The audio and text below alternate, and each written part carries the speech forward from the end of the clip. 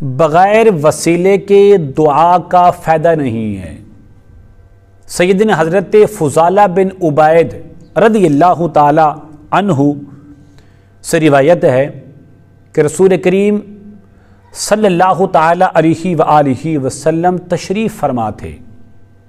ایک نمازی آیا، اس نے نماز سے فارغ ہوتے ہی دعا مانگنا شروع کی، یا اللہ مجھے بخش دے اور مجھ پر رحم فرما۔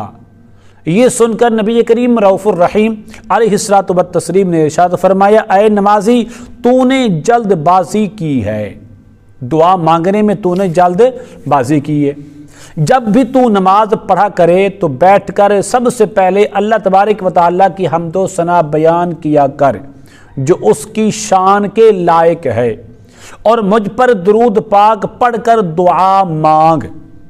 فرماتے ہیں کہ ایک اور نمازی آیا، اس نے نماز پڑھ کر اللہ تبارک و تعالیٰ کی حمد و ثنا بیان کی، پھر درود پاک پڑھا تو نبی کریم رؤوف الرحیم علیہ الصلوۃ والتسلیم نے ارشاد فرمایا، اے نمازی تو دعا کر، تیری دعا قبول ہوگی۔ معلوم یہ ہوا کہ بغیر حضور کے وسیلے کے کوئی دعا قابل قبول نہیں ہوتی۔ اس کا بہترین طریقہ یہ ہے کہ ہم سب سے پہلے نماز پڑھنے کے بعد، تلاوت کرنے کے بعد، دعا مانگنے سے پہلے اللہ تبارک و تعالیٰ کی تعریف کریں جو اس کی شان کے لائق ہے۔ پھر نبی کریم رؤوف الرحیم علیہ الصلوۃ والتسلیم کی ذات گرامی پر درود و سلام پڑھ کر دعا مانگیں۔ جو کچھ ہم مانگتے جائیں گے اللہ تبارک و تعالیٰ ہمیں عطا کرتے جائیں گے۔ ایک تیسری روایت کے اندر حضرت عبداللہ بن مسعود رضی اللہ تعالی عنہ فرماتے ہیں کہ میں نے نماز پڑھی، حالانکہ نبی کریم رؤوف الرحیم علیہ الصلوۃ والتسلیم اور جناب صدیق اکبر رضی اللہ تعالی عنہ اور جناب فاروق اعظم رضی اللہ تعالی عنہما بھی تشریف فرما تھے۔ میرے حضور کے ساتھ میرے حضور کے دونوں یار بھی تشریف فرما تھے۔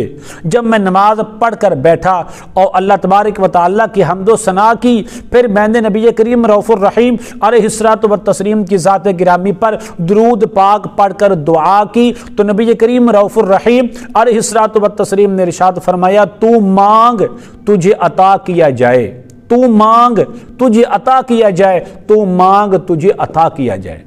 معلوم یہ ہوا کہ میرے حضور کے وسیلے کے بغیر کسی کی بھی دعا قبول نہیں ہوتی۔ جب ہم اللہ تبارک و تعالیٰ کی تعریف کر لیتے ہیں، اس کی حمد و ثنا بیان کر لیتے ہیں جو اس کی شان کے لائق بھی ہے، پھر ہم امام الانبیاء کی ذات گرامی پر درود و سلام پڑھ کر پھر ہاتھ اٹھاتے ہیں دعا کے لیے، تو میرے حضور نے کیا فرمایا، اے ابن مسعود اب تو مانگتا جا تجھے عطا کیا جائے گا، اب تو مانگتا جا تجھے عطا کیا جائے گا، اب تو مانگتا جا تجھے عطا کیا جائے گا۔ اللہ تبارک و تعالی ہمیں کثرت کے ساتھ عقیدت اور محبت کے ساتھ کریم آقا علیہ الصلوۃ والتسلیم کی ذات گرامی پر درود و سلام کے نذرانے پیش کرنے کی توفیق عطا فرمائے۔ السلام علیکم ورحمۃ اللہ وبرکاتہ۔